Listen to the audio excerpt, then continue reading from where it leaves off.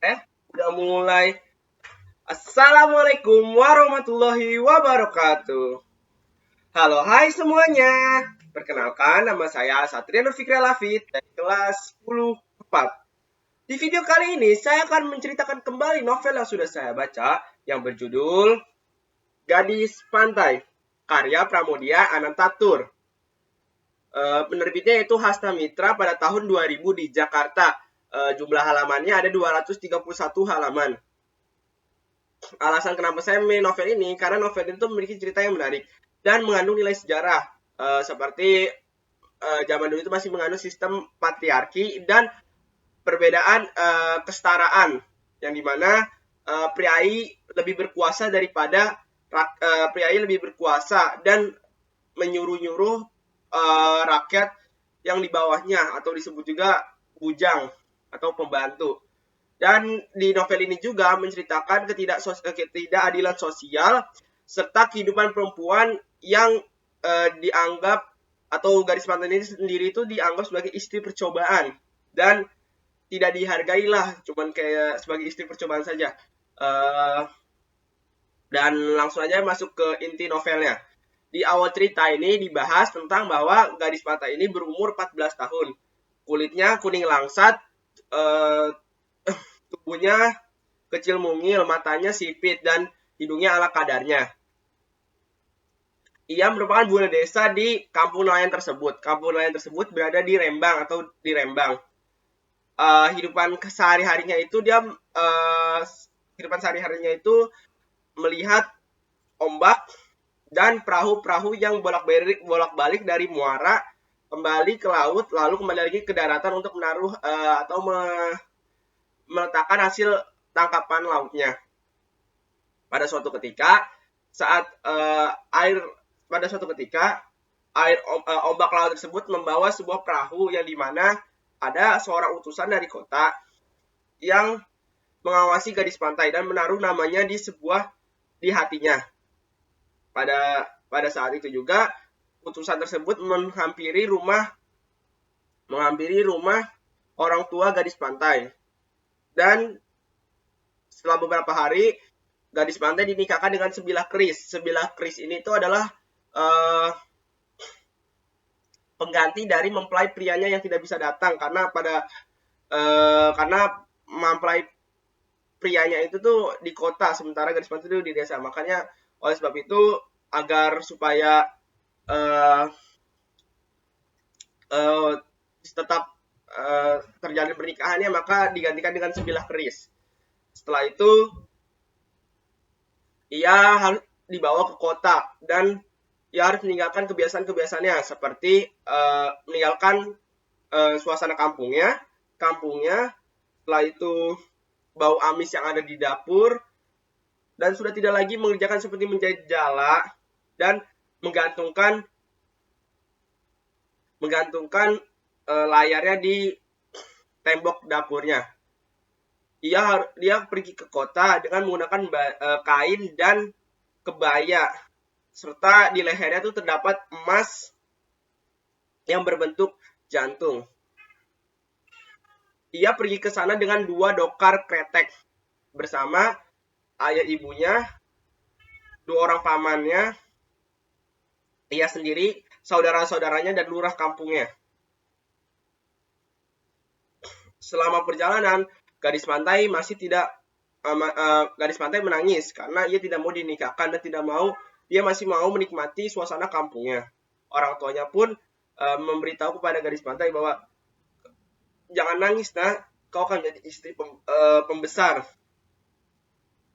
Gadis pantai pun tetap menangis. Dan orang tuanya pun mengatakan kembali, nah, kamu akan tinggal di gedung, nak, bukan di gubuk. Kau tidak akan merasakan membuang air di pantai, dan kau juga tidak akan menjahit jala dan layar, tetapi sutra, nak, sutra. Dan tetapi 14 tahun umurnya, tapi ia tidak merasa keberatan membuang air di pantai, kecuali saat bulan purnama, karena ia takut dengan ularnya. Dan ibunya pun mengatakan lagi, Nah, kamu menjadi orang kaya. 14 tahun tuh umurnya, dan ia juga tidak merasa miskin.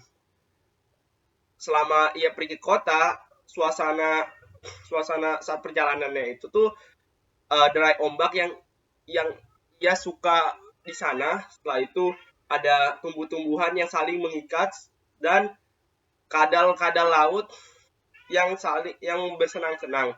Setelah itu saat langkah kaki kuda Dokar tersebut tidak terdengar, dan pada suatu ketika gadis pantai mengangkat sedikit kepalanya, dan ayahnya turun dari Dokar lalu menghampiri Dokar anaknya atau Dokar gadis pantai dan berkata, "Kau bisa diam gak, nak?" Gadis pantai yang mendengar suara teriakan dari ayahnya tersebut langsung menciut dan bersembunyi di balik badan ibunya. Dan setelah itu ibunya berkata, biarkan saja Pak, sudah biarin saja." Dan setelah itu bapaknya kembali dan melanjutkan perjalanan. Ibunya sambil memberitahu kepada anaknya, "Benar kata bapakmu, nak, mana ada sih orang tuanya mau memberikan anaknya kepada singa.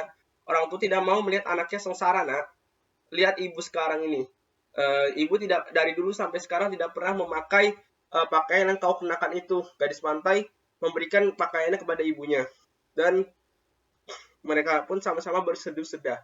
Dan setelah itu, "Kau beruntung, nak, bertemu orang alim, 2 kali pernah naik haji, dan entah berapa kali pernah 6 kali hatam Quran." Saat menikah itu jeleknya laki-laki itu jeleknya wanita, istrinya. Sementara baiknya laki-laki baik juga istrinya. Kurang baik apa dia? Gadis pantai mendengar tersebut dan langsung membalas pernyataan dari ibunya. Baik. Siapa yang baik? Baik mana daripada Tumpon yang saat menaiki perahunya tertelan oleh badai laut.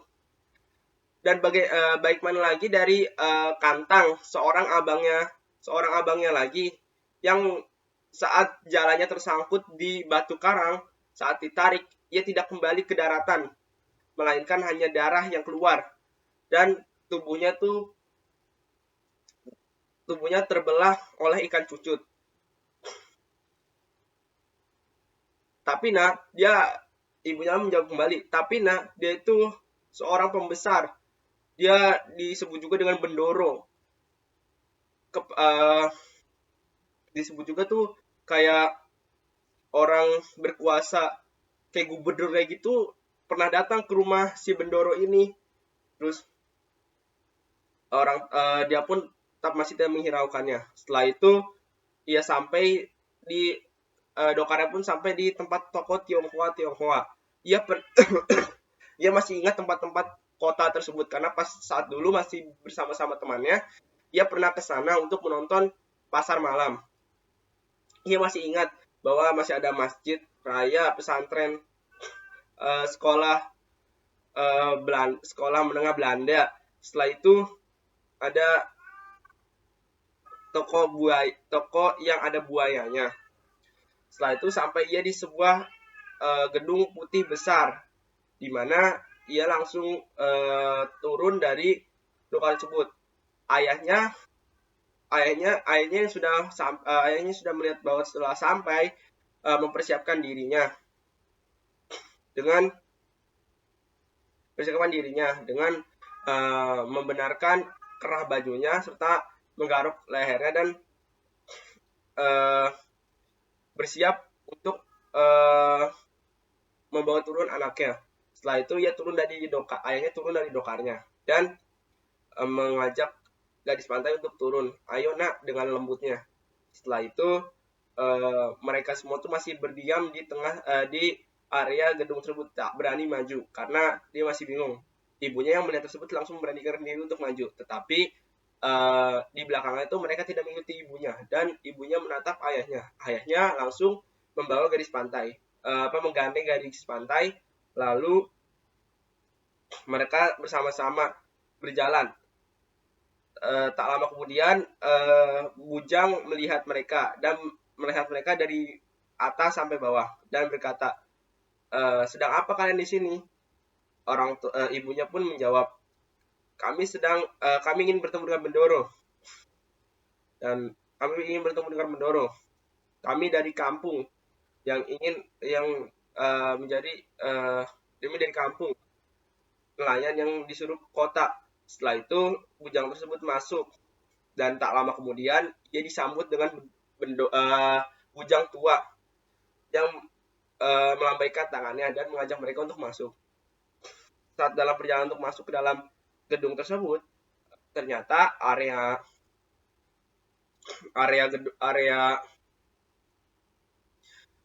selama perjalanan tersebut ternyata itu pekarangan gedung tersebut, yang dimana ada pepohonan yang rindang. Setelah itu ada burung-burung yang terbang kemana pun, dan ada burung gagak yang suaranya tuh menceking yang menyeramkan. Setelah itu ia masuk ke dalam ruangan tengahnya atau ruangan tempat pertemuan. Setelah itu ruang pertemuan itu 4 kali lebih besar daripada rumahnya gadis pantai. Dan di tengah-tengahnya ada meja yang berukuran 40 cm. Setelah itu mereka disuruh untuk duduk dan bujang wanita pun menghilang dari hadapan mereka. Gadis pantai yang sudah sampai di area ruang tersebut sudah tidak berani untuk menangis lagi. Rasa tangisannya sudah hilang, serta seluruh keluarga-keluarganya pada sunyi dan pada diam karena tidak berani untuk bersuara sepatah kata pun. Setelah itu bujang datang membawa minuman dan menggendong anak kecil di belakang pundaknya. Ibunya yang melihat anak yang digendong tersebut menanyakan kepada bujang tersebut, anak siapa itu? Bujang menjawab, anak Bendoro. Sejak kapan? Kemana ibunya? Pulang kampung. Ibunya mengatakan lagi, pulang kampung kemana? Tak tahu kemana. Setelah itu setelah itu ditanya lagi, sejak kapan? 2 tahun yang lalu. Anak itu berusia berapa? 2 tahun. Tak lama setelah anaknya lahir, ibunya pulang kampung, kata bujang. Setelah itu bujangnya pun menghilangkan pandangannya dari warga gadis pantai. Setelah itu terdengar suara dari ruangan sebelah yang menyuruh agar Agus untuk segera mandi karena Bendoro Guru akan segera tiba. Dan setelah itu Bendoro Guru pun tiba dan memanggil Bujang. Bujang pun menghampirinya dan mengatakan bahwa Agus sedang mandi. Jadi Bendoro Guru bisa tunggu di sini terlebih dahulu. Setelah itu bujangnya pun menghampiri keluarga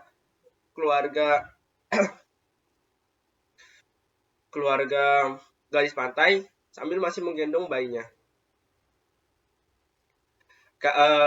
Ketua kampung pun bertanya, kemana Bendoro? Sedang tidur.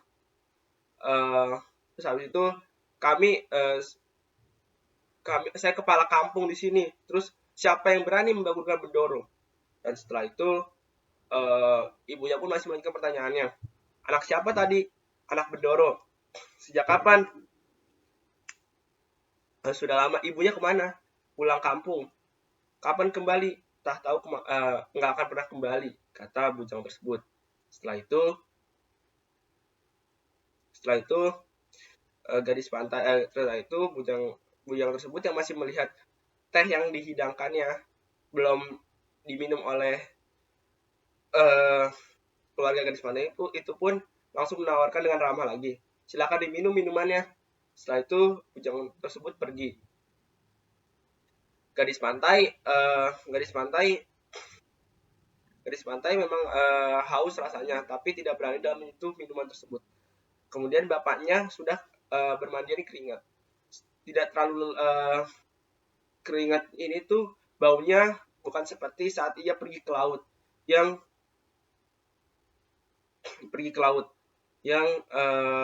rasa capeknya tuh bau laut itu loh, tapi ini eh, cuman kayak bau yang berbeda daripada bau biasanya. Setelah itu setelah itu ibunya menatap ayahnya. Ayahnya menatap kepala kampung dan gadis pantai menatap teh yang belum diminum oleh keluarganya.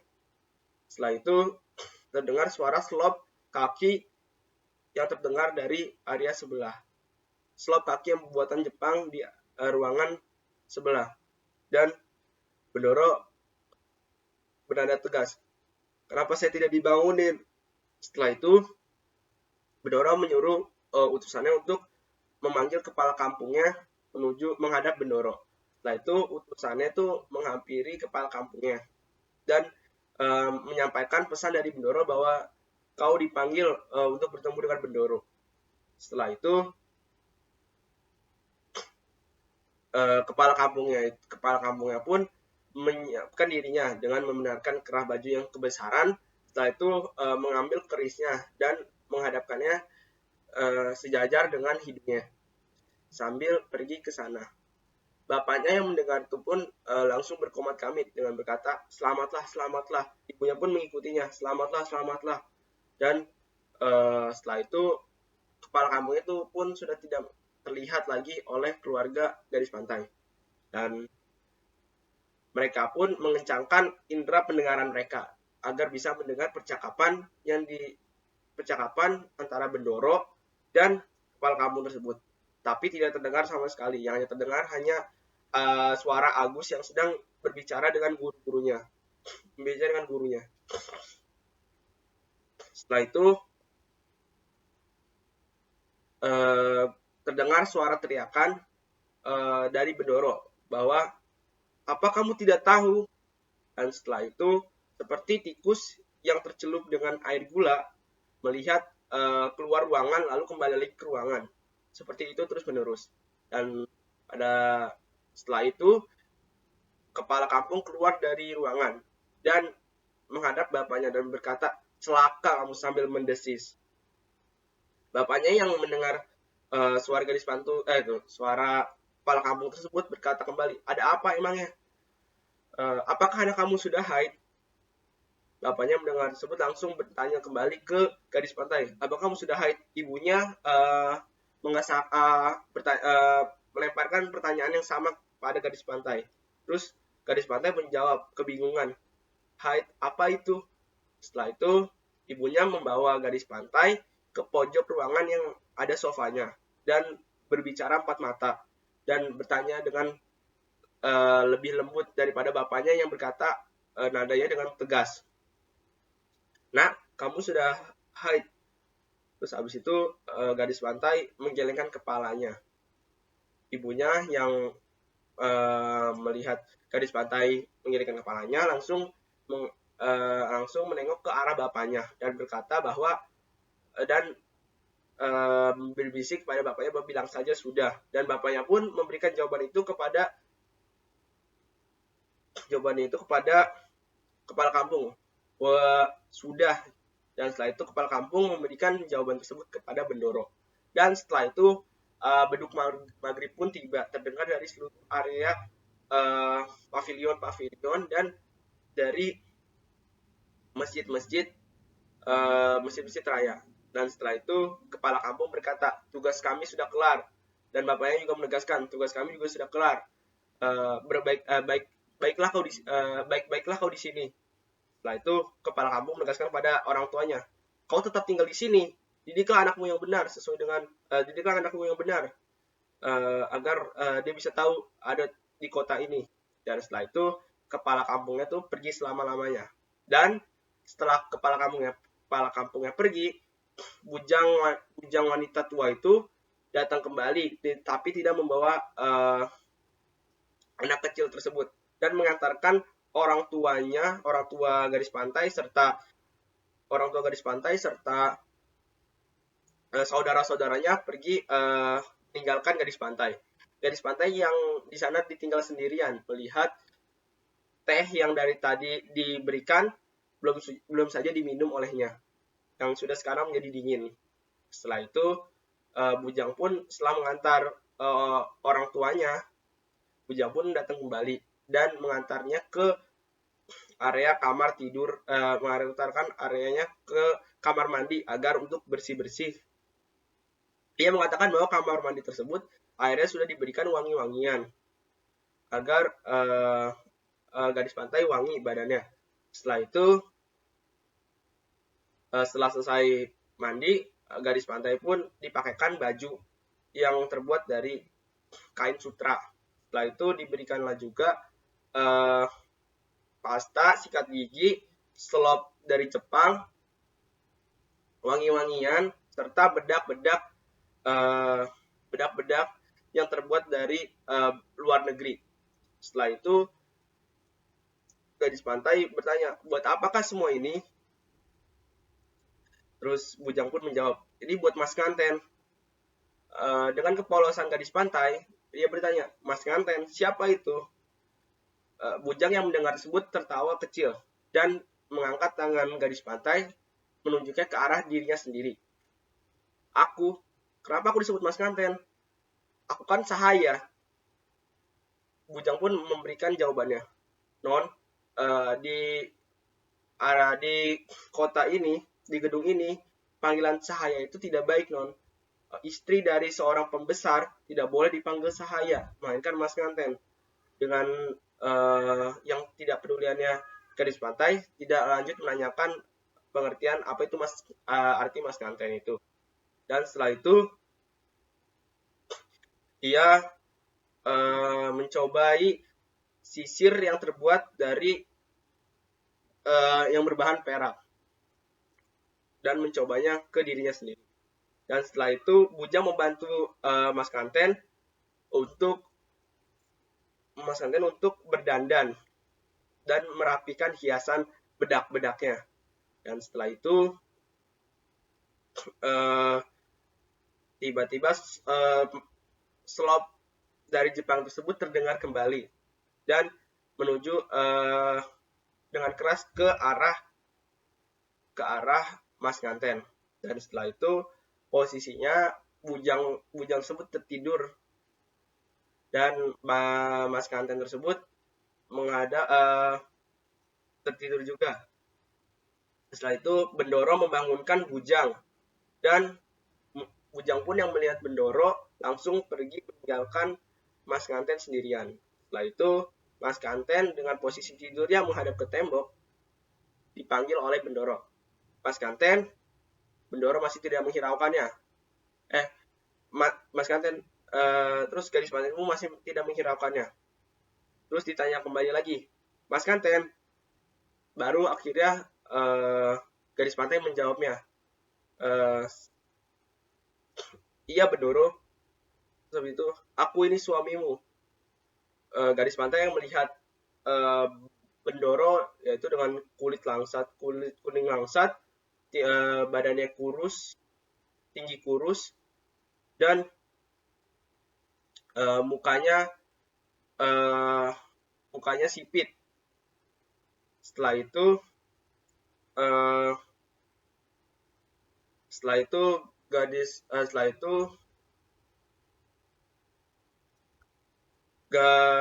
Bendoro mengajak gadis pantai ke pekarangan belakang rumahnya dan mengajaknya ke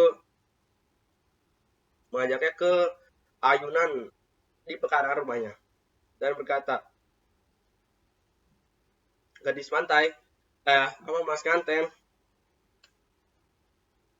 kau tidak apa-apa? Terus gadis pantai menjawab, iya Bendoro. Terus setelah itu mereka berbincang dengan pertama kalinya. Dan setelah selesai itu mereka pun kembali ke gedung lalu tidur. Pada jam 3 pagi ayam berkokok dan Bendoro pun bangun dengan sesuai jadwal yang ia ia biasakan, sehingga dia langsung terbangun saat jam 3 pagi tersebut ayam berkokok. Dan setelah itu Mas Kanten juga ikut bangun, dan Bendoro menyuruh Mas Kanten untuk segera mandi. Dan setelah itu Mas Kanten yang ketakutan dengan area ruangan yang baru, tapi lebih takut lagi daripada suara Bendoro itu pun sendiri. Jadi oleh sebab itu ia memberanikan diri untuk menuju ke kamar mandi.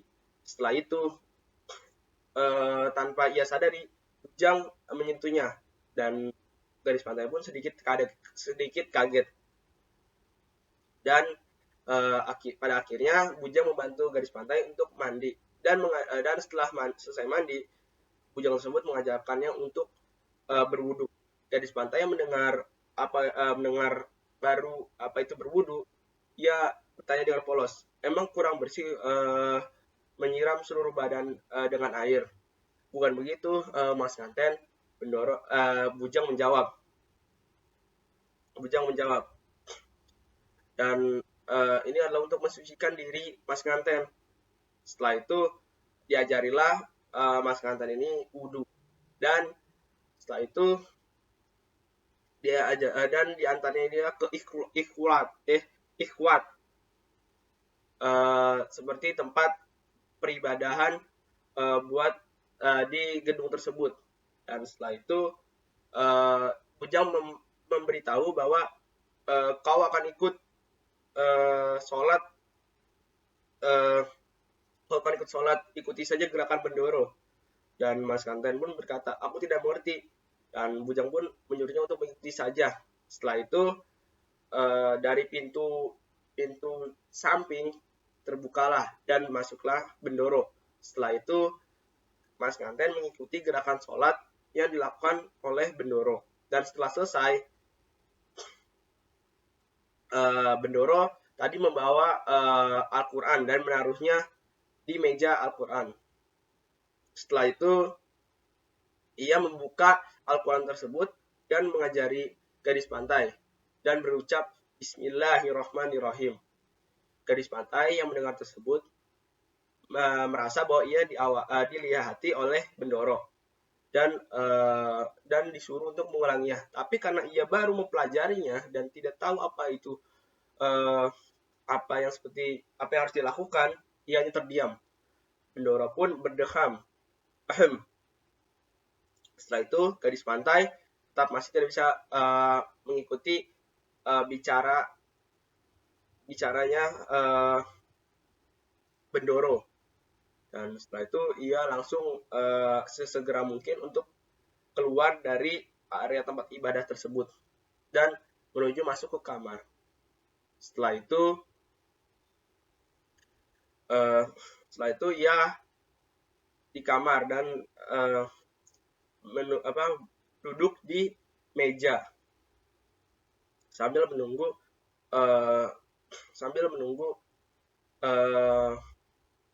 sambil mencari ibunya. Ia mengatakan kepada Bujang, kemana ibuku? Terus sambil menangis.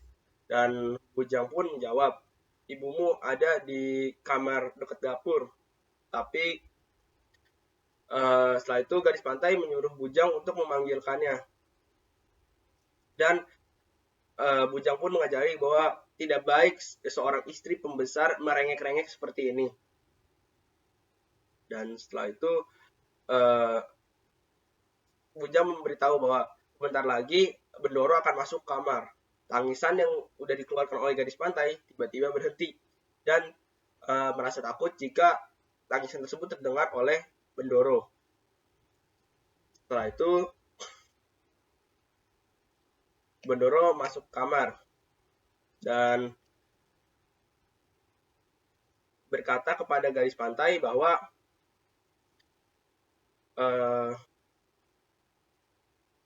kau akan diajarin mengaji nantinya, serta dibimbing untuk belajar.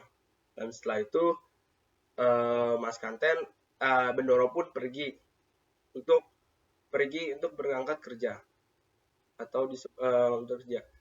Bendoro pun berteriak kepada bujang tersebut, atau namanya adalah Mardi. Mardi, siapkan kendaraan aku, dan sambil dengan nada yang tegas. Setelah itu sebelum pergi, Bendoro pun menanyakan kepada gadis pantai, kau berasal dari kampung nelayan kan? Iya Bendoro. Terus Bendoro memberitahu, di sana tempat yang kotor, pantas saja kotor, terus berisik. Setelah itu tidak banyak orang beribadah, kafir mereka, dan pantas saja rezeki mereka tidak ada karena tempatnya kotor. Karena kebersihan itu sebagian dari iman, kata Bendoro. Nah itu Bendoro pun pergi. Dan ia masih merengek, dan pada saat itu Bujang membawakan ibunya ke kamarnya. Saat melihat ibunya, Mas Kanten pun atau gadis pantai tersebut langsung memeluk ibunya seerat-eratnya dan menyuruhnya dan mengajaknya untuk kembali ke kampung halamannya. Ibunya mengatakan bahwa tidak baik kau ngomong seperti itu, nak, sambil memperbaiki riasan atau bedak yang ada di pipi gadis pantai. Setelah itu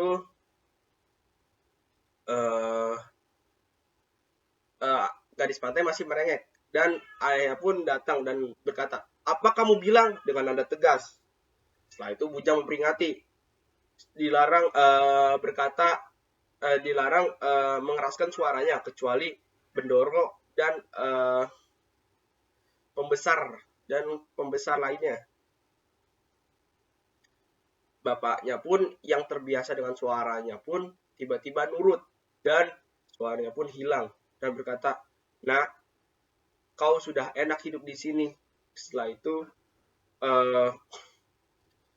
karena gadis pantai itu terbiasa dalam hidup yang selalu dipukuli oleh orang tuanya ketika ia berbuat salah, dan saat itu pula ia bermohon pada bapaknya, Pak, mohon ampun, Pak, mohon ampun, ampunilah aku, Pak.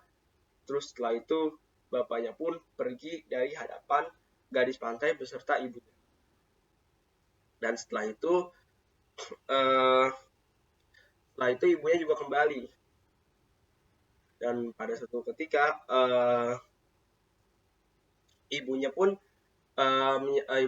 pada suatu ketika gadis pantai mencari ayahnya, tapi ayahnya sudah tidak ada.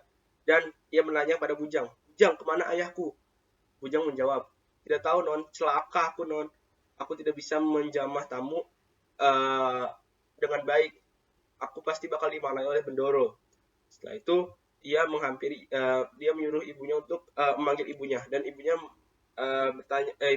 ia memanggil ibunya kembali. Ibu, kemana ayah? Ibunya yang terlihat lesu dan bingung juga mengatakan, ayahmu sudah kembali ke kampung nelayan, nak. Ia sudah mempersiapkannya untuk berlayar besok, menyiapkan jalannya dan mempersiapkan layarnya. Setelah itu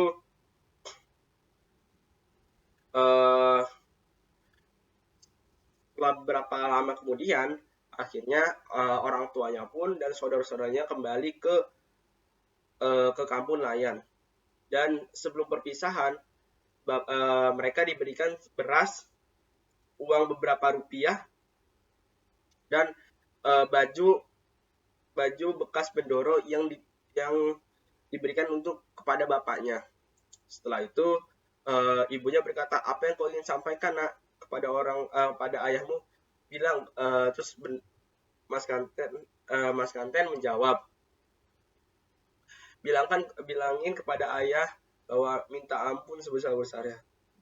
Setelah itu mereka pun pergi dengan dokarnya, dan ia ditinggalkan sendiri di area rumah tersebut dengan suasana yang masih asing dilihatnya, yang masih baru, serta masih belum tahu apapun yang ada di dalam gedung tersebut. Setelah itu yang hanya bisa ia lakukan adalah diperintah ataupun memerintah. Bujang pun memberitahu kepada Mas Kanten bahwa di sini tuh tugas seorang istri pembesar yaitu diperintah dan memerintah.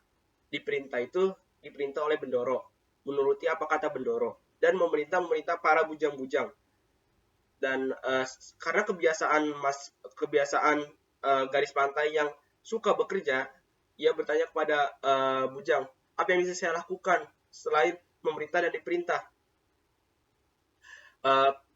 Tidak ada lagi. Terus garis pantai tetap kekeh ingin melakukan kegiatan. Akhirnya bujang pun baik, saya akan menanya kepada Bendoro apa yang bisa dikerjakan oleh garis pantai. Setelah ia menanyakan kepada Bendoro, akhirnya ia diperbolehkan untuk belajar membuat batik. Setelah itu belajar membuat kue dan belajar mengaji. Hari demi hari ia lakukan dengan membuat batik. Dan setelah itu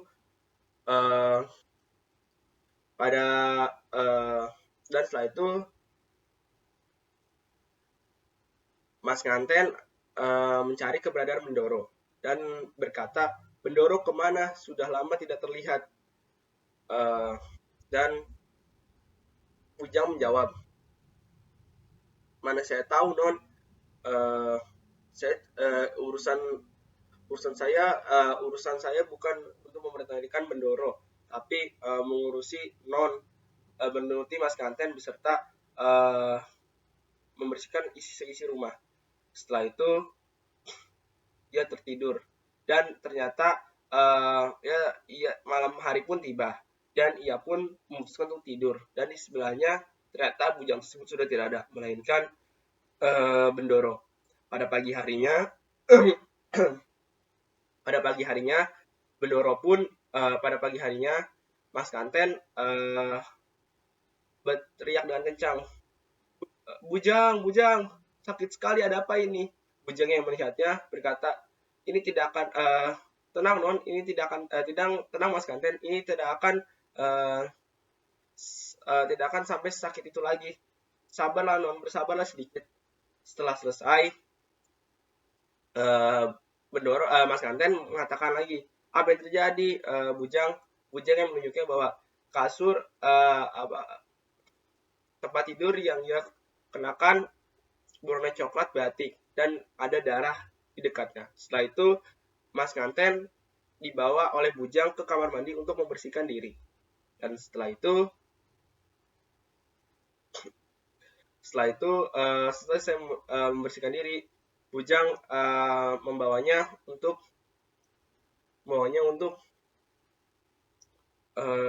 ke kamar Bendoro kembali. 2 tahun pernikahan sudah berjalan, yang dimana kebiasaan yang sudah ia lakukan, yang ia tidak tahu, sekarang menjadi tahu. Yang sekarang yang ia lakukan hanya mengerjakan hal-hal yang tidak terlalu capek, sehingga tangannya yang dulu sangat kasar ketika kebiasaannya yaitu mengangkat jemuran jala dan menjahit jala serta mengangkat jemuran ikan, sekarang hanya dengan diisi dengan membuat batik dan belajar. Pada suatu ketika Mas Kanten ini tuh sangat amat rindu dengan Bendoro dan bertanya kembali kepada Bujang, Bendoro kemana ini Bujang? Sudah lama dia tidak ada di sampingku. Bujang menjawab, tidak tahu non. Dan setelah itu datanglah guru yang biasanya mengajari gadis pantai untuk mengaji. Dan gadis pantai karena kangen mencari Bendoro, ia tidak mau mengaji dan menyuruh Bujang untuk menyampaikannya bahwa bahwa Bujang, aku tidak mau mengaji sampai Bendoro datang kepadaku. Setelah itu Bujang menyampaikannya kepada Bendoro Guru. Bendoro Guru pun dan setelah itu Bujang menghampiri Mas Nganten lalu berkata kembali, dia tidak akan pergi sebelum menyelesaikan kewajibannya. Dan setelah itu Mas Nganten atau Gadis Pantai itu berteriak dengan tegas, sedikit tegas, aku tidak mau pergi, usir saja Bendoro Guru tersebut. Bujang yang mendengar tersebut langsung merasa sedikit sakit hati, lalu memutuskan untuk pergi menyampaikannya kepada Bendoro Guru. Setelah itu Gadis Pantai yang merasa bersalah langsung menghampiri Bujang dan Bendoro Guru dan berkata bahwa aku tidak mau mengaji hari ini, besok, lusa atau sampai kapanpun sampai Bendoro tiba. Setelah itu ia meminta maaf kepada Bujang yang telah ia kasari. Bujang, maafkan aku tidak bermaksud untuk mengeraskan suaraku tadi. Iya non, baik non, tidak apa-apa, kata Bujang tersebut. Setelah itu Gadis Pantai pun menanyakan kembali, biasanya kemana dia pergi? Biasanya tuh dia entah nggak tahu kemana. Dan setelah itu hari demi hari ia hanya ditemani dengan Bujang. Ia diberitahu kebiasaan-kebiasaan yang ada di gedung ini supaya ia makin mengerti. Dan ia diajari bahwa setiap saat Bujang datang nanti, Bendoro datang nanti menyambutnya dan ngomongnya tuh Sahaya Bendoro, bukan iya Bendoro, tapi Sahaya Bendoro. Dan langsung menyambutnya dengan baik karena kita Bujang menyuruhnya untuk berbuat baiklah kepada Bendoro. Setelah itu diberitahu juga Bujang karena Mas Nganten karena bosan nanya kepada Bujang, apakah Bujang pernah menikah? Iya Bendoro, ya Mas Nganten. Terus kemana suami Bujang? Terus suami saya sedang bekerja Mas Kanten. Dan Bendoro Mas Kanten bertanya kembali, apakah punya anak? Tentu saja punya Mas Kanten. Tapi mana anakmu? Bujang pun menceritakannya pada zaman dahulu, pada saat ia mengandung anaknya, ia sedang bekerja di sebuah priai Belanda, yang dimana saat ia sedang kecapean habis mengerjakan tugasnya, ia duduk sebentar. Mandor atau disebut juga ketua dari tempat kerja tersebut menyuruh untuk bangun. Dan tetapi karena tubuhnya sudah sangat lemas dengan posisi yang mengandung, ia pun tetap terduduk lemas. Dan setelah itu ketua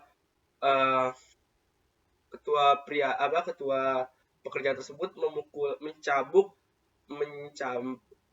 perut Bujang dengan sangat keras yang membuat ia merasa kesakitan, dan suaminya melihat tersebut langsung berteriak.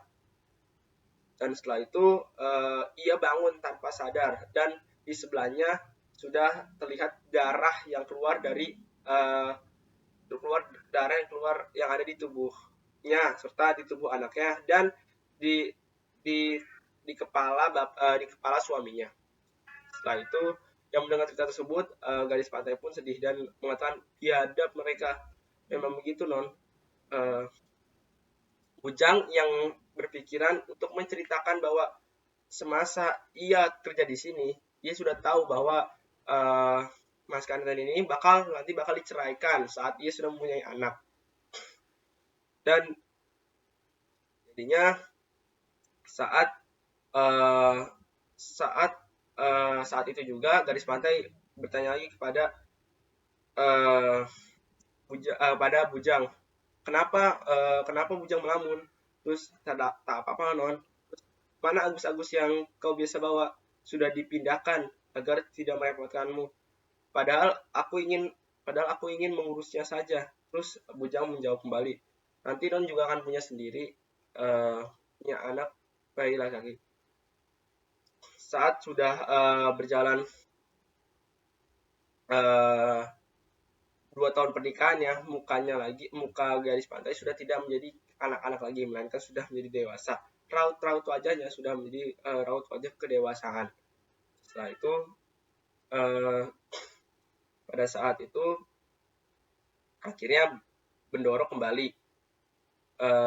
Pada saat itu Bendoro kembali dan sesuai dengan arahan bujang, ia langsung mempraktikannya kepada Bendoro. Saat Bendoro datang, dia langsung mencium tangannya dan mencium kakinya serta menunduk ke Bendoro. Bendoronya pun Bendoro yang melihat itu pun langsung sedang berkata, ada apa kau ini? Kau ingin apa yang kau inginkan dariku? Ucap Bendoro. Mas Kanten berkata, aku tidak menginginkan apa-apa kecuali keselamatan kepada Bendoro. Setelah itu ia berketawa dengan kecil dan bertanya kembali, belajar dari mana kau? Bendoro menjawab, Mas Kanten menjawab, ini hanya bentuk dari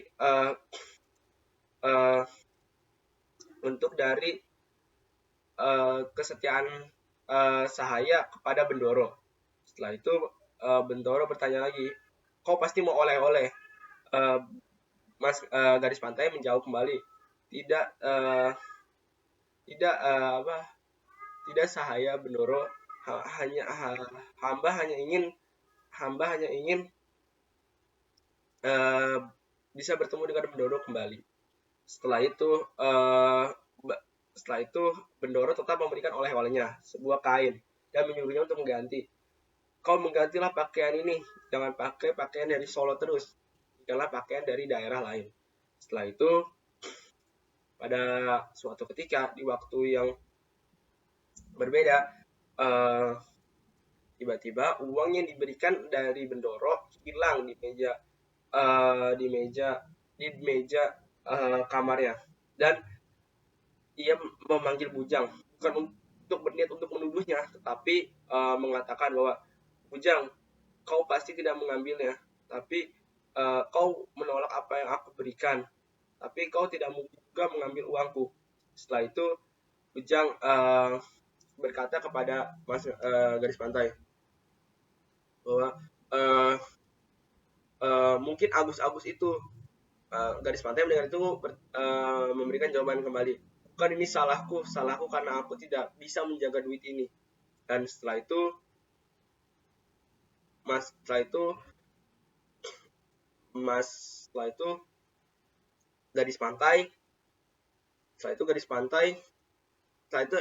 bujang memberikan opsi untuk memanggil para Agus itu. Dan setelah itu bujang memanggil Agus ke hadapan Gadis Pantai dan menyuruh Gadis Pantai untuk menanyakan kepada Agus itu. Saat bujang memegang tangan Gadis Pantai, ternyata keringat dingin dan dia tidak berani untuk menanyakannya. Dan dengan keberaniannya, meskipun di usianya yang sudah makin tua, ia tetap berkata dengan tegas, Agus, siapa yang mengambil uang yang ada di meja dekat kamar Bendoro? Agus pun menjawab, ngapain kami mengambil? Emang kita orang kampung, emang kita orang miskin, orang susah, orang kampung yang dari kampung lain. Gadis Pantai mendengar tersebut merasa sakit hati, tapi ia tidak menghiraukannya. Dan bujang pun mengatakan bahwa jika kalian tidak mengaku, maka aku akan mengadukannya kepada Bendoro. Setelah itu mereka dibawa ke Bendoro dan mereka berdua, Gadis Pantai dan bujang, bersujud dan mengatakan, mohon ampun Bendoro, mohon ampun. Bendoro menjawab, ada apa ini? Ada apa memangnya? Nah, apa Mas Kanten? Mas Kanten memberitahu bahwa uangnya hilang. Memang aku yang salah, aku tidak bisa menjaga. uang tersebut. Setelah itu Bendoro mengatakan bahwa siapa yang berani mengambil uang ini. Siapa yang mengambil uang ini? Setelah itu Bujang memberitahu bahwa sepertinya Agus yang mengambil uang tersebut, karena cuman mereka lah yang bisa masuk keluar dari kamar Bendoro. Setelah itu dipanggillah mereka menghadap Bendoro. Satu persatu ditanyai oleh Bendoro. Siapa guru ngaji kamu? Agus menjawab,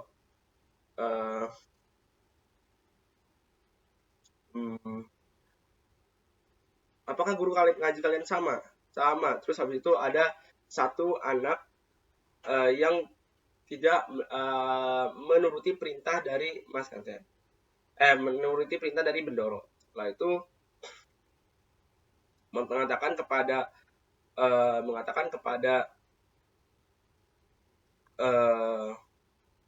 menanyakan kepada satu anak lainnya, apakah ini yang hiraukan perintah dariku termasuk musyrik? Tidak Bendoro. Musyrik apa itu musyrik emang? Musyrik itu tidak apakah itu kafir? Tidak Bendoro. Dan setelah itu akhirnya Bendoro menemukan jawaban siapa yang mencuri uang tersebut, dan lalu mengusir anak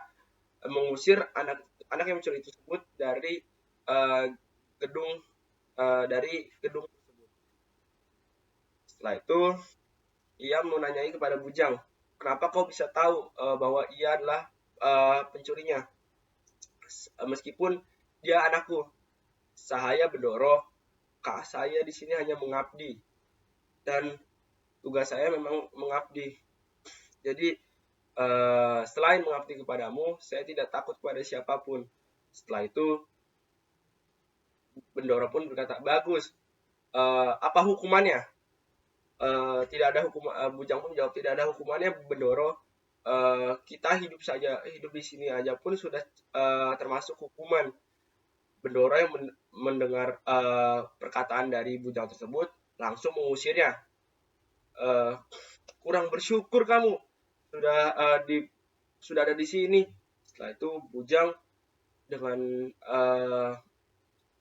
melangkah mundurnya langsung meninggalkan Bendoro. Mas Kanten yang melihat bujang wanita tersebut dikeluarkan memohon ampun. Ampunkan dia Bendoro. Dia salah mengucap. Terus tidak, usir dia dari tempat ini. Setelah itu Mas Kanten menyampari Bujang dan berkata, kenapa kau berucap seperti itu? Terus Bujang mengatakan bahwa emang benar Mas Kanten, kita hidup di dunia ini saja tuh sudah memang celaka, sudah hukuman. Buat apa lagi dapat hukuman dari Bendoro? Dan setelah itu ia mempersiapkan diri untuk kembali ke kampung, ke tempat ia tinggal Bujang tersebut. Dan setelah itu hari-hari garis pantai pun diisi dengan kesepian, yang dimana Bujang tersebut sudah tidak menemani garis pantai. Setelah itu tak lama setelah kesepian, akhirnya Bendoro pun memberikan bujang baru. Tapi bujang ini beda daripada bujang sebelumnya, yaitu bujang ini berasal dari kota. Meskipun dari kota, ia tetap dijadikan sebagai bujang. Kenapa ini dipilih? Karena ini adalah saudara dari Bendoro sendiri. Setelah itu bujang tersebut bernama Mardinah. Mardinah tersebut adalah usianya muda, yang dimana hari demi hari itu ia bersama Mardinah, dan Mardinah tersebut omongannya itu sangat bikin sakit hati bagi gadis pantai, karena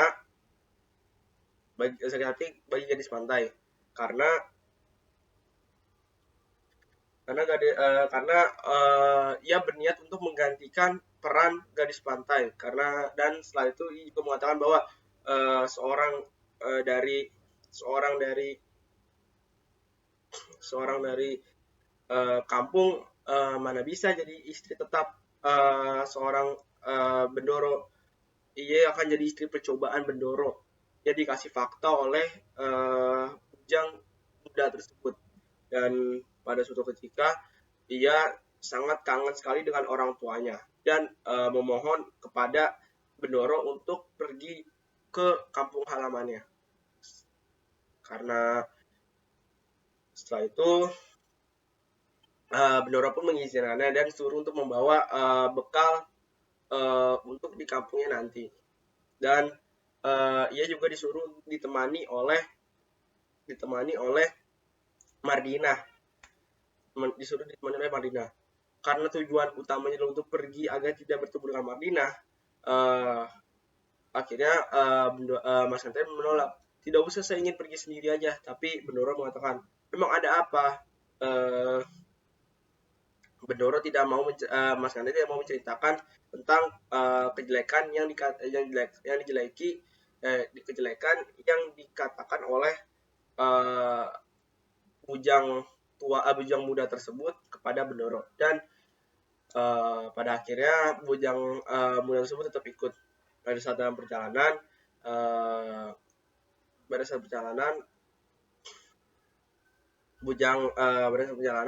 Mas Kanten pun pergi. Mas Kanten pun berniat untuk turun dari dokarnya. Tapi Bujang menjawab, kenapa kau turun di sini, Mas Kanten? Saya ingin jalan saja. Kalian pergilah ke kota. Apa kata Bendoro nanti? Aku bakal diomeli, kata Bujang itu. Kau katanya kan menggantikan aku, ucap gadis pantai. Tapi jangan seperti ini, Mas Kanten. Bujang memujuk, dan setelah dibujuk akhirnya Bendoro ikut. Dan setelah itu lama perjalanannya, dan dari pagi sampai malam ketemu pagi kembali, dan pada akhirnya berhenti di sebuah jalan yang memisahkan antara jalan raya dengan jalan menuju ke kampungnya, yang dimana ranting-ranting pohon yang sudah saling mengikat dan sudah berbeda dari yang awalnya ia datangi. Setelah itu dia menyuruh para yang membawa delman tersebut, atau disebut juga man, itu untuk membawa barang-barangnya. Dan Bujang yang tidak terbiasa hidup di kampung, yang suka juga mengatai tempat kampung tersebut, harus merasakan kehidupan di kampung. Dan mengatakan bahwa, Mas Kanten, aku takut Mas Kanten, cepat pergi dari sini. Terus Bendoro, Mas Kanten menyarankan bahwa Bujang tersebut untuk pergi ke kota, biarkan saya ditinggalkan sendiri. Terus Bujang tersebut menjawab, mana mungkin aku meninggalkanmu, aku diperintahkan untuk menjagamu. Dan setelah itu, ya udah, baiklah, turuti apa yang kataku, apa yang ku mau di sini. Dan setelah itu akhirnya Bujang mau menurutinya, dan datanglah ia di kampungnya. Disambutlah oleh warga-warga kampung tersebut dengan sukacita, dengan sukacita, dengan riang, dan anak-anak pada muncul menyambut gadis pantai yang seperti tamu yang sangat dihormati di sana. Dan setelah itu ia tuju ke rumah orang tuanya, dan ia melihat bapaknya, lalu memeluk bapaknya seerat-eratnya. Pak, kemana ibu? Terus bapaknya berkata, nak, kamu sudah menjadi istri pembesar, nak. Bapak bangga, kata orang tuanya. Setelah itu ia memberitahu bahwa ibunya ada di rumahnya. Dan setelah itu mereka menuju ke rumah, dan ibunya dan gadis pantai meneriaki ibunya, bu, ibu. Dan ibunya tidak menyaut. Akhirnya ia menuju ke area dapur dan melihat ibunya sedang melakukan kegiatan seperti biasa yang dilakukan seorang wanita di kampung lain tersebut. Dan ibunya malu untuk menghadap kepada gadis pantai. Bu, ini anakmu, bu. Apa ibu tidak sudi melihat anakmu ini datang? Apakah sangat tidak baik aku datang kemari? Ibunya pun mencela omongan anaknya dan berkata, "Tidak, Nak, tidak. Ibu merasa malu melihat kamu sudah jadi istri pembesar, Nak. Ibu malu bahwa ibu udah tidak cocok lagi sebagai orang tuamu," kata ibu yang tersebut. Setelah itu eh, kegiatan malam hari pun diisi dengan kemeriahan, kembang api, terus makan-makan besar, dan para istri-istri, para wanita-wanita di sana tuh menyiapkan makanan yang sangat lezat untuk saat perayaan selesai nanti. Dan setelah perayaan selesai nanti, perayaan selesai, mereka menyantap hidangan yang dibuat bersama-sama tersebut. Mereka makan bersama dan setelah itu mereka pada tertidur di area pinggir-pinggir pantai sana. Dan di pagi harinya mereka terbangun dengan keadaan mereka semua dalam tergeletak seperti itu. Dan setelah itu bujang wanita tersebut diperintah untuk melaksanakan untuk kembali bersama para delman-delmannya. Setelah itu garis pantai setelah bujang-bujang wanita tersebut karena nggak kebiasa, jadi dia balik ke kota dan garis pantai tetap menetap di kampungnya tersebut. Hari demi hari ia lalui sampai pada suatu hari bujang datang balik dan diperintah untuk menjemput Mas Nganten. Tapi bapaknya yang tidak langsung percaya tersebut dan bapaknya tahu bahwa bujang itu memiliki sifat yang iri kepada Mas Nganten, dan sehingga dia menyuruh untuk membacakan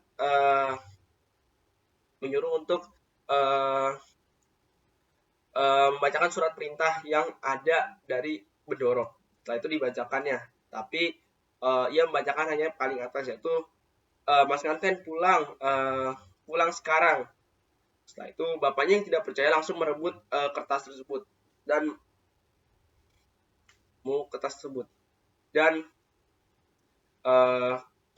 mengatakan bahwa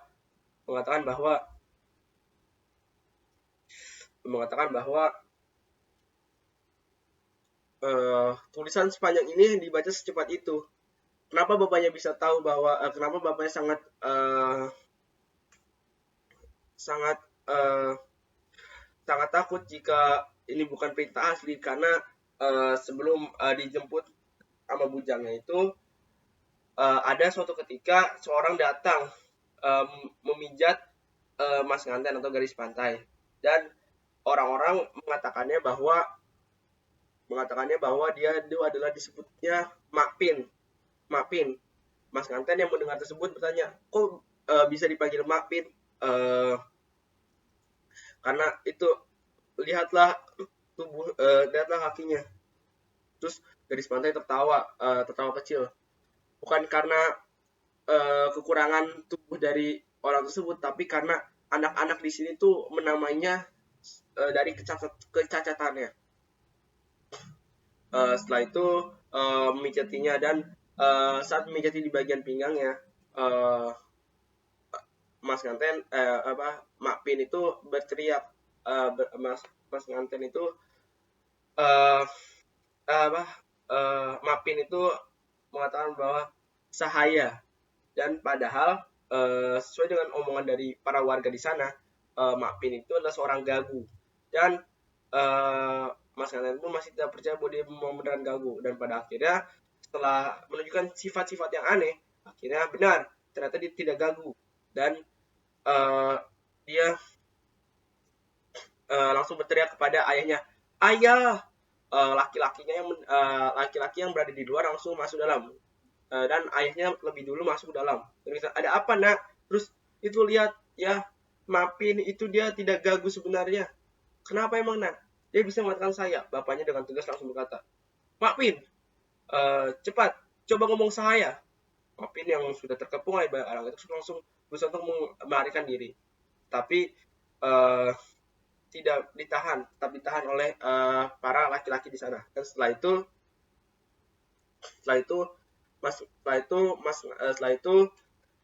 bapaknya menyuruhnya untuk menelanjanginya, apakah dia perempuan atau pria. Dia bertanya, apakah kau pria atau wanita? Mapin yang masih berusaha menutupinya bahwa dia pura-pura gagu, masih dia mau menjawab. Dan pada akhirnya Mapin berusaha untuk lari dan dikejarlah oleh para laki-laki tersebut. Dan setelah itu ada orang, setelah beberapa lama kemudian ada orang yang memberitahu bahwa Mapin sudah diceburkan ke dalam laut karena pada dasarnya jika ada bajak laut atau disebut dengan bajak laut di sana, jika ditemukan di sana maka dia akan diinterogasi dan akan dibuang ke laut untuk sebagai hiburan juga bagi para nelayan di sana melihat seberapa besar dia bisa berenangnya. Dan ternyata Mapin itu tidak bisa berenang dan akhirnya tenggelam ke laut sana, di laut lepas sana. Setelah itu dan kembali lagi ke cerita awal yang sebelum kembali lagi itu ternyata Mapin itu adalah kakaknya dari Mardinah. Soalnya namanya adalah Mardikum. Nama aslinya adalah Mardikum setelah diinterogasi tadi. Dan setelah itu setelah itu kembali ke saat gadis pantai dijemput dan ia pun langsung berkata kepada gadis pantai, berkata kepada Mardinah atau bujangnya, cepat, siapa yang bisa baca? Terus bapaknya pun menunjuk Sidul. Sidul itu adalah seorang pendongeng yang setiap hari kerjaannya mendongeng dan memegang rembananya saja. Terus setelah itu Sidul diambillah rebananya dan disuruh membaca, tapi dia tidak mengeluarkan sepatah kata pun. Dan saat diberikan, dia langsung berpuisi, dung dung tak tak tak tak. Siapa yang bawahnya sesaat gadis pantai itu datang ke kampung lain itu sudah terjadi sudah banyak keanehan, kejanggalan, dan gara-gara emas yang ia bawa tersebut membuat malapetaka. Setelah itu akhirnya Mardinah yang geram langsung mengirimkan para bajak laut itu. Setelah itu bajak laut dari kapal dari area pesisir laut datang dan bertujuan untuk menyerang gadis pantai. Dan setelah itu para laki-laki yang berada di kampung tersebut berusaha untuk melindungi gadis pantai. Dan pada akhirnya tersisa gadis pantai yang selamat dan si bujang atau Mardinah tersebut. Akhirnya bapaknya pun menginterogasi Mardinah. Mardinah, jika kamu masih mau tinggal di sini, kamu harus membayarnya. Tidak ada gratis. Kami hari ini bisa memberikan kamu gratis, tetapi jika sudah keesokan harinya kamu harus bekerja. Mardinah yang mendengar tersebut berkata, aku tidak bisa bekerja di sini. Akhirnya Mardinah menyarankan untuk membayarnya saja, tapi bapaknya pun berkata, apa kau yakin bisa membayarnya? Mahal loh. Terus habis itu Mardinah menjawab, apa? Kau mau apa? Sawah, rumah, uangku, ambil saja semua.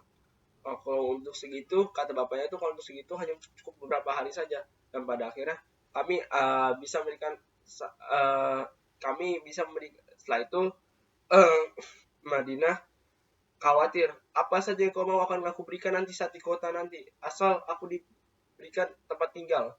Setelah itu bapaknya masih bilang menakut-nakuti dengan cara jika kau tidak mau bekerja berarti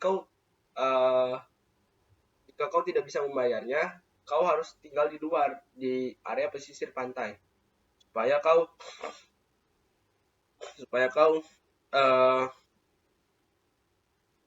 jika kamu mau bekerja maka kamu boleh tinggal di sini. Karena Mardinah tidak biasa bekerja di kampung. Akhirnya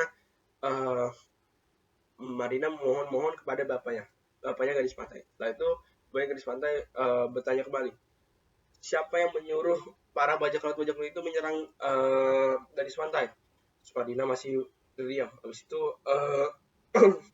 bapaknya mengatakan, baiklah kalau gitu kau akan tinggal di pesisir pantai. Kau tidak boleh masuk ke area rumah-rumah warga kami lagi. Setelah itu karena diancam seperti itu, Mardinah langsung panik dan berkata pada bapaknya gadis pantai dan mengatakan bahwa itu suruhan dari Priayi Demak yang menyuruhnya untuk menghabisi gadis pantai. Setelah itu yang mendengar itu langsung bapaknya murka dan niat untuk membunuhnya. Tapi gadis pantai menyuruhnya untuk tidak usah Pak, jangan membunuhnya. Dan setelah itu disarankan oleh beberapa warga untuk dinikahkan kepada Sidul, pendongeng yang kerjaannya hanya mendongeng saja dari pagi sampai malam dan tidak memiliki pekerjaan. Setelah itu dijodohkanlah Sidul dengan pendongeng. Dan Mardina pun mau nggak mau daripada dia daripada ia tidur di tepi pantai, mendingan dia di sebuah rumah dulu. Dan pada akhirnya mereka dinikahkan. Dan saat itu mereka masih belum dinikahkan, masih satu rumah tapi belum dinikahkan. Tapi gadis pantai pun tapi setelah didekatkan dengan seorang perempuan, akhirnya Sidul tersebut sudah berhenti dari membuat puisi atau memainkan rebananya. Dan ia memutuskan untuk Sidul pun memutuskan untuk serius dalam menikahi Mardina, dan dia sudah mau untuk pergi ke laut untuk mencari nafkah disebutnya. Jika di sana itu kalau misalnya benar-benar laki itu adalah untuk mencari nafkahnya itu pergi ke laut. Dan pada saat Sidul tidak punya istri, dia itu tidak mau pergi ke laut, dia takut sama lautan, dia hanya bermain rebana dari pagi sampai sore. Setelah itu dia dibawa ke kepala lurah dengan sambutan-sambutan, dan pada akhirnya Sidul pun menikah dengan Mardina. Dan setelah itu gadis pantai kembali lagi ke kota pada suatu kota, dan ditanyalah oleh Bendoro, apa yang terjadi di sana? Kok tidak apa-apa? Tidak apa-apa. Bagaimana pemberianku yang aku berikan kepada ayahmu, sebuah tasbih, oleh-oleh yang pas waktu itu diberikan adalah tasbih dan berbagai macamnya. Setelah itu sudah aku sampaikan bagaimana. Setelah itu Bendoro juga menyarankan untuk membangun sebuah tempat mengaji agar di kampung tersebut lebih alim atau bisa mengenal Tuhan gitu. Tapi di sana sudah ada yang mengaji, dan di sana Bendoro Mas Kanten mengatakan bahwa di sana sudah ada yang mengaji dan sudah bisa berbahasa Arab. Setelah itu dia disuruh untuk setelah itu Bendoro pun pergi, dan dia dapat info dari para pedagang para memberi surat kabar mengatakan bahwa terjadi bajak laut mengatakan bahwa Bendoro tahu terjadi penyerangan di kampung nelayan oleh bajak laut. Kampung nelayan mana? Ampun maaf, Bendoro, ampun maaf, tempat kampungnya Nyonya. Terus Bendoro mengatakan bahwa aku tidak punya Nyonya. Dan setelah itu Mas Kanten yang mendengar tersebut langsung menuju ke area kamar ya, dan menunggu Mas Kanten Bendoro datang. Dan setelah itu Bendoro mengingatkan kembali padanya, apakah benar di sana tidak terjadi apa-apa? Mas Kanten menjawab, iya benar Bendoro, aku tidak ada apa-apa. Kau yakin? Katanya ada bajak laut. Tidak ada. Jika ada bajak laut, aku bisa saja mati dan aku tidak akan kembali ke sini. Setelah itu Bendoro percaya dan menyuruhnya untuk mempersiapkan diri sebuah ruangan agar soalnya tamu Bendoro Putri akan datang ke sana. Bendoro Ayu disebutnya. Dan setelah itu Mas pengantin pun membersihkannya seorang diri, dan pada suatu ketika ia terpucat lemas karena selama 15 hari ia tidak beristirahat saat kembali dari kampungnya ke kotanya. Setelah itu ia masih memaksakan dirinya untuk bisa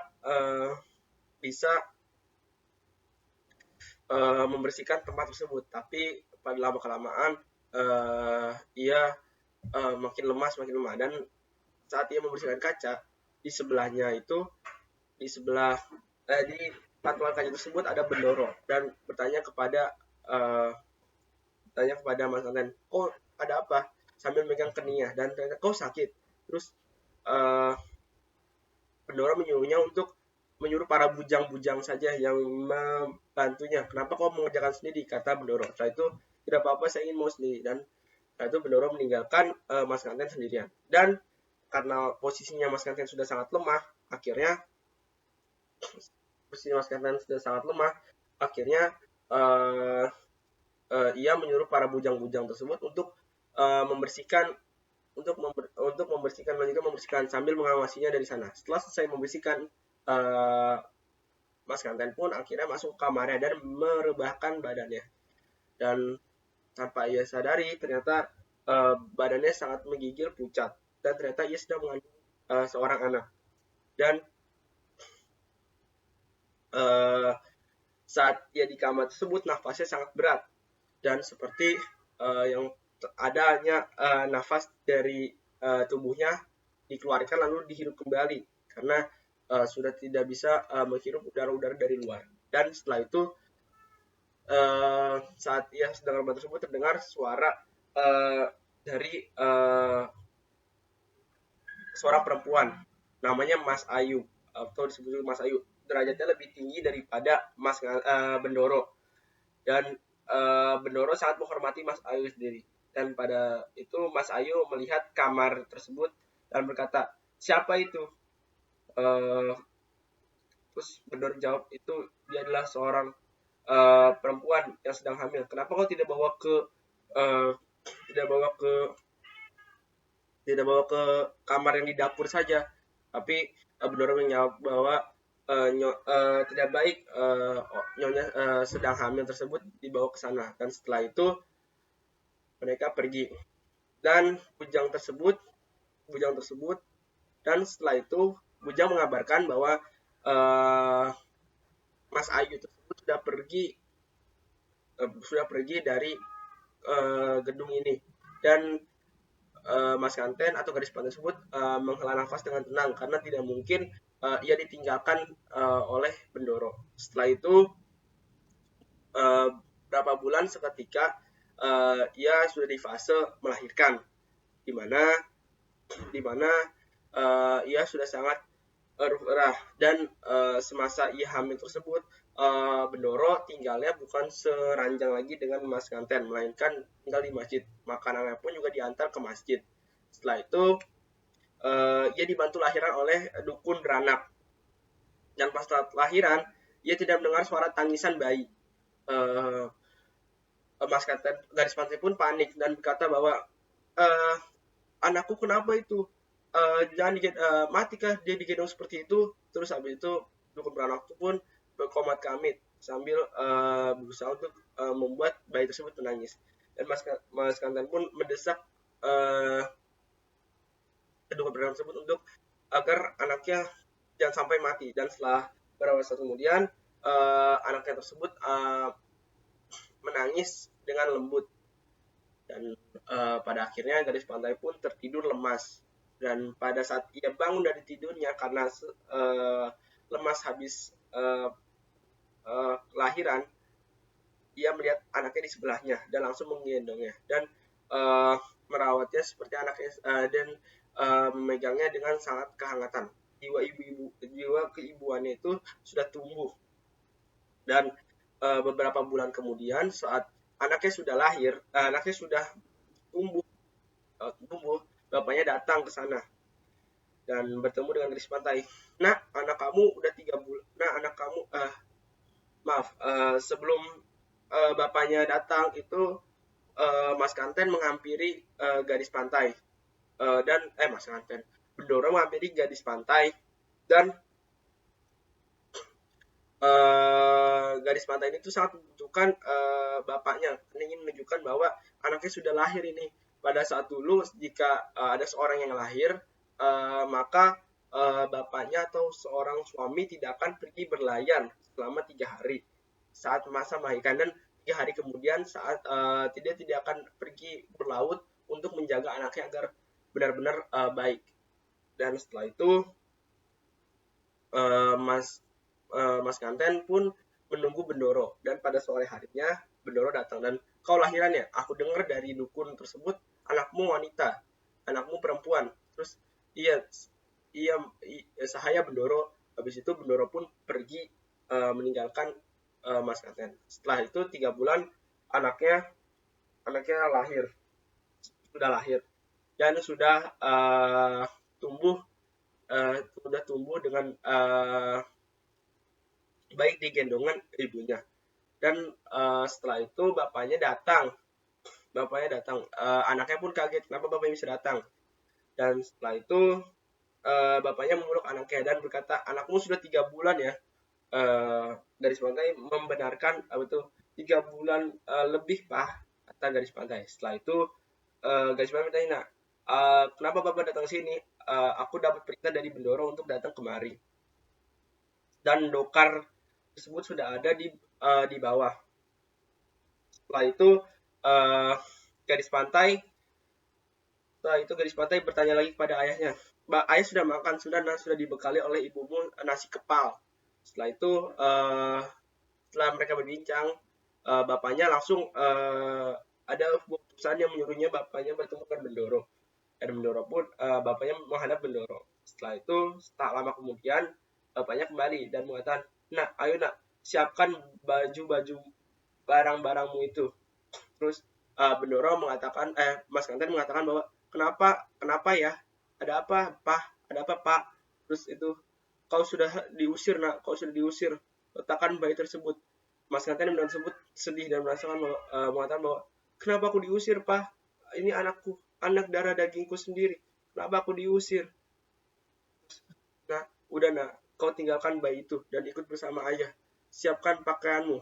Dan setelah itu ayahnya mau menyiapkan pakaiannya. Dan Mas Kanten yang mendengar itu tidak masih menolak ya, dan berkata pada ayahnya bahwa biarkanlah ini terakhir kalinya anak ini minum susu yang ada di dadaku.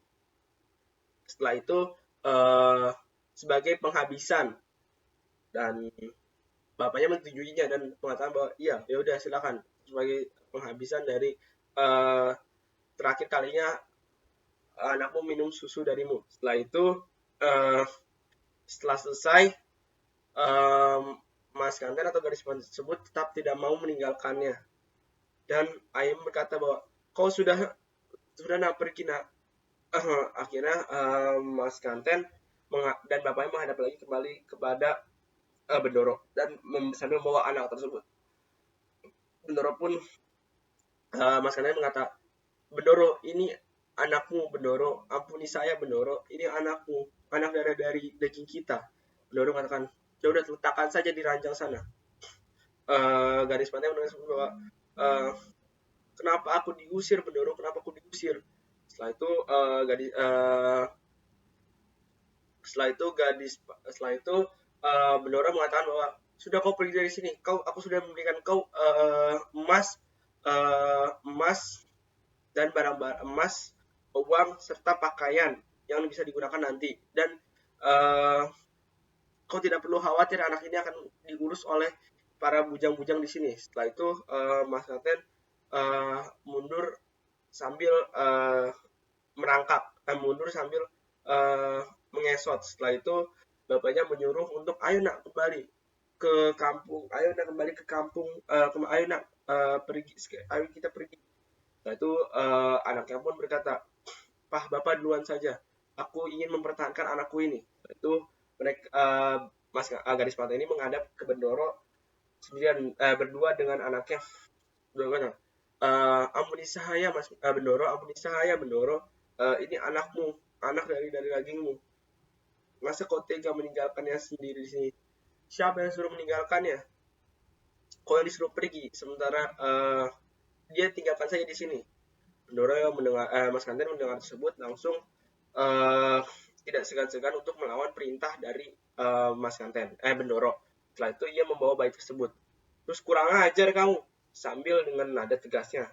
Kursi yang ia duduki sampai tergoyang sendiri, meskipun orangnya sudah beranjak dari bangku tersebut, dan mengatakan bahwa letakkan anak tersebut di ranjang. Mas Kanten yang tidak menyerahkan berkata langsung pergi. Bendoro dengan itu Bendoro langsung memerintah tegas kepada para bujang-bujang untuk menangkapnya. Seperti serdadu yang memimpin pasukan-pasukannya, Akhirnya para bujang-bujang tersebut, mau baik wanita maupun pria, langsung mengambil dan merebut bayinya dari Mas Kanten. Mas Kanten berkata, ini anakku, anak sendiri. Meskipun di sini adalah tempat yang tidak baik, para iblis-iblis. Setelah itu, meskipun itu bujang tidak bisa menolak perintah dari Bendoro. Lanjutnya Bendoro memukul mulut gadis pantai sambil berdarah dan berkata bahwa uh, bujang tersebut, ada satu bujang berkata bahwa itu tidak sakit, itu hanya pelan, tidak sakit. Setelah itu akhirnya mereka diusir, dan di jendela ruangan kamar Bendoro ada gadis Bendoro itu, gadis pantai melihat bahwa ada seorang perempuan yang sudah ada di tempat tersebut. Dan setelah itu pada akhirnya mereka kembali ke pada akhirnya gadis pantai itu diangkat oleh ayahnya dan berkata, nah sudahlah nak, kau sudah diusir, sudah tidak baik kau mengemis-ngemis di sana. Setelah itu mereka akhirnya berjalan. Gadis pantai menanyakan kepada ayahnya, kita mau pergi kemana ini ayah? Terus ayahnya pun menjawab, kita kita ingin pergi, kita akan kembali ke tempat asal kamu lahir. Gadis pantai berkata kembali, dengan dokar ini aku dipisahkan oleh orang tuaku, dan dengan dokar ini pula aku dipisahkan dari pernikahan dan anakku. Bapaknya meminta maaf kepada gadis pantai. Nah, maafkan ayah, nak. Ayah sangat bersalah kali ini. Terus gadis pantai mengatakan bahwa ayah tidak perlu meminta maaf kepadaku. Ini bukan salah ayah. Ini salah Bendoro tersebut. Setelah itu gadis pantai mengatakan bahwa ya aku malu datang ke sana. Malu bahwa aku sudah terusir seperti ini. Dan setelah itu gadis pantai memutuskan untuk berhenti dan mengatakan, man, berhenti di sini. Setelah itu gadis pantai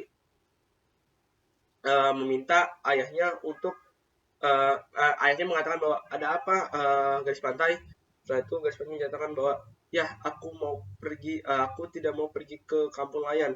Ayah, biarkan saya pergi ke kampung layan ke sana. Berikanlah aku sedikit uang saja. Dan ayah di sana membeli kapal modern yang lebih bagus. Anggap saja sebagai anakmu yang bisa kau rawat sendiri, yang bisa membahagiakanmu juga. Bapaknya mendengar tersebut mengatakan bahwa, nak, kamu kenapa sih ini? Kamu pergi kemana, nak? Terus aku pengen pergi ke kota, tempat bujang yang pernah diusir oleh Bendoro. Aku yang menghampiri dia, siapa tahu dia masih ada. Dan setelah itu ia memaksa merogoh kantong ayahnya dan menemukan uang perak. Dan setelah itu ia menyuruh delman tersebut untuk kembali ke kota, dan delman tersebut bingung. Dan Bendoro garis pantai akhirnya mencabuk kuda tersebut dan menuju ke area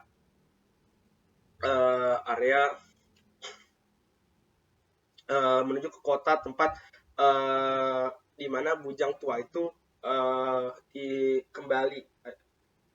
Nah, sebenarnya cerita garis pantai ini tuh masih ada kelanjutannya. Cuman karena pada zaman rezim terdahulu, buku garis pantai ini tuh dihapus, buku kedua, buku ketiganya, dan buku satunya ini tuh berhasil dibalikan oleh orang Belanda dan akhirnya dijadikan sebuah buku. Dan sebenarnya cerita ini masih menggantung, cuman dibisukan atau ditutup-tutupi oleh rezim tersendiri tersebut, sehingga buku ini bersifat menggantung. Novel tersebut ini sebenarnya aku juga masih penasaran sama isinya, cuman mau gimana lagi, bukunya udah hilang kan ya, udah dihapus, dibumi hanguskan sama rezim. Jadi ya udahlah. Setelah itu amanat yang bisa aku sampaikan dari buku ini itu adalah jangan mudah menerima ketidakadilan walaupun itu sudah dianggap tradisi. Jadi kita harus menolak, guys, menolak. Jangan mau asal menyikapi tradisi tersebut. Sebenarnya dari awal sampai akhir ini pun, dari awal pun sudah diceritakan guys, bahwa nanti kehidupan gadis pantai akan seperti yang di awal cerita, yang dimana bertemu dengan anak kecil yang digendong oleh bujang tersebut. Tapi mereka masih tidak menyadarinya karena ayah ibunya tuh masih menganggap bahwa hidup di sini bakal enak. Ternyata sesuai dengan apa yang sudah diberitahukan pada awal. Benar udah dikasih tahu. Selanjutnya itu menurut saya tuh di buku itu perempuan itu berhak punya harga diri dan pilihan hidupnya, bukan hanya dijadikan alat. Terus kekuasaan itu selanjutnya ada kekuasaan yang tidak adil bisa merusak kehidupan orang lain. Pentingnya pendidikan dan kesadaran agar tidak tertindas. Karena di kampung lain tersebut tidak ada pendidikan, makanya pentingnya pendidikan, kesadaran agar tidak tertindas. Terus hidup harus tetap kuat meskipun diperlakukan tidak adil. Amanat yang bisa saya sampaikan tuh seperti itu ya.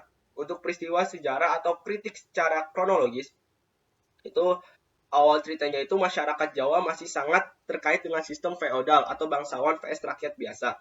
Terus selanjutnya gadis pantai rakyat biasa itu dipilih menjadi istri seorang Bendoro bangsawan, tapi hanya sebagai istri percobaan. Ia harus meninggalkan keluarga dan hidup mengikuti aturan ketat kaum priai. Selama hidup di rumah, Bendoro ia tidak punya kebebasan dan hanya diperlakukan sebagai milik. Setelah melahirkan anaknya, ia diteriakkan dan diusir, sementara anaknya diambil oleh keluarga bangsawan. Terus akhirnya ia kembali di kehidupan rakyat biasa dengan luka batin. Kritik yang bisa saya sampaikan dari novel ini adalah sistem feodalisme Jawa yang menindas rakyat kecil, ketidakadilan terhadap perempuan, kekuasaan bangsawan yang sewenang-wenang. Terus data objektif yang ada di novel tersebut adalah pada masa kolonial Belanda, masyarakat Jawa mengenal sistem feodal, kelas sosial, priai, dan rakyat biasa. Bangsawan priai punya kekuasaan besar termasuk dalam pernikahan. Adanya praktik istri percobaan atau selir, di mana perempuan di rakyat bisa dinikahkan sementara, atau bahasa kasarnya itu adalah sebagai main-main lah, atau cuman kayak latihan itu percobaan. Perempuan itu pada masa itu tuh memiliki hak yang sangat terbatas, terutama dalam menemukan hidupnya. Terus ceritanya tersebut tuh gadis pantai itu kaitannya dengan cerita sesuai dengan data objek yang tadi saya sudah sampaikan, itu adalah gadis pantai mewakili perempuan rakyat kecil yang jadi korban sistem tersebut. Bendoro melambangkan kekuasaan feodal yang tidak bisa dilawan. Kisah ini tuh bukan cuma fiksi, tapi gambaran nyata kondisi sosial di masa itu. Sangat sedih banget sih guys, menurut saya ini cerita, aduh, kenapa ya zaman dulu bisa seperti ini. Terus guys, kalau kalian masih bingung atau masih belum ada mulai untuk membaca, kalian bisa baca buku ini. Saya jamin ini bagus. Ini sekalian kalian mau belajar sejarah juga. Saya mengajak kamu untuk membaca novel Gadis Pantai karya Pramudia Anantatur karena ceritanya itu sangat menarik dan menyentuh. Novel ini tuh tidak hanya mengisahkan kehidupan seorang gadis dari rakyat biasa, tapi juga menggambarkan ketidakadilan sosial dan posisi perempuan pada masa itu. Dari cerita ini, kamu bisa mendapatkan banyak pelajaran tentang kehidupan, keberanian, dan pentingnya memperjuangkan hak serta harga diri. Selain itu, novel itu juga menambah wawasan tentang sejarah bangsawan, bangsawan dan budaya Indonesia, sehingga sangat layak untuk dibaca dan dipahami. Sekian membaca novel dari saya, kurang lebihnya mohon maaf jika ada kata-kata yang kurang berkenan. Wassalamualaikum warahmatullahi wabarakatuh. Bye-bye. Semangat membaca, jangan lupa membaca ya. Bye.